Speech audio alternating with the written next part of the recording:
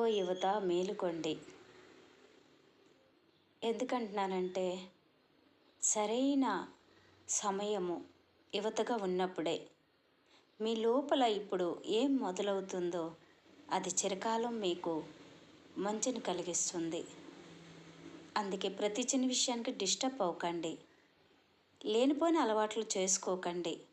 మీ ఆరోగ్యం కోసం, మీ మనశ్శాంతి కోసం, మీ జీవన విధానంలో ముందడుగు వేసే మార్గాన్ని చూసుకోండి.